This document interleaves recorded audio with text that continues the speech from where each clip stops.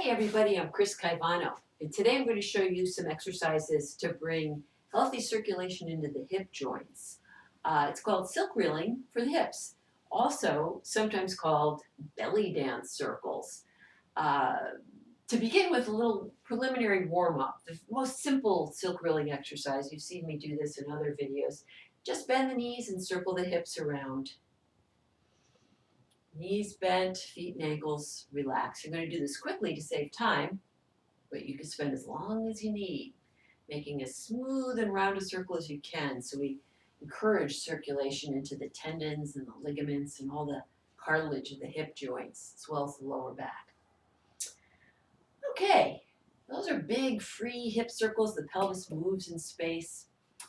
Belly dance circles, very recommended if you have sciatica, sacroiliac pain. This one's unbelievably effective for those conditions. So bend the knees, tail is relaxed, crown of the head up.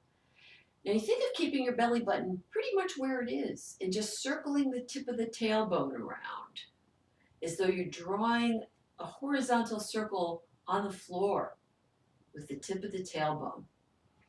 Very small movement. You may not even be able to actually see me doing it.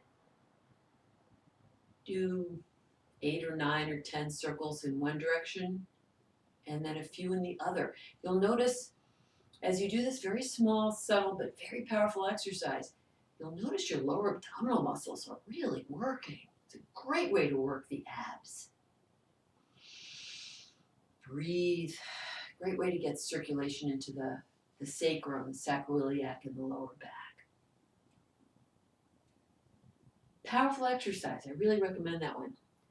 Now, many of my students like this one as well. You have the feet wider apart, slightly turned out, knees are bent. You could hold your arms in a circle in front of you, having a lot of space for circulation around the arms, or you could have your hands on your hips. But we're going to do the same little belly dance circle, but now in this wide stance. This really gets into the hip joints in a very nice way, in a very different way than most exercises. Breathing.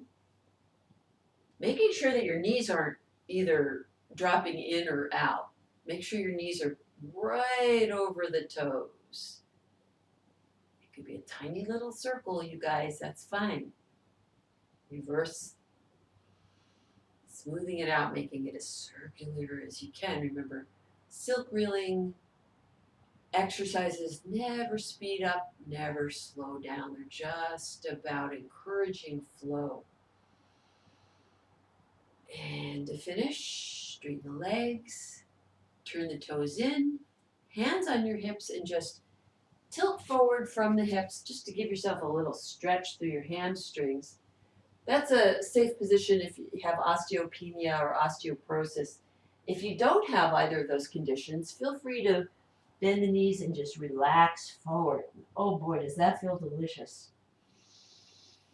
Breathe and getting the flow up the back of the legs, knees bent or straight, whichever feels best to you. Then hands on the hips. Come on up. There you have it. Silk reeling for the hips. Enjoy, practice. Check out my website for other little exercise hors d'oeuvres, as I call them, or little tutorials on exercises that I find extremely helpful. And thank you so much for joining me.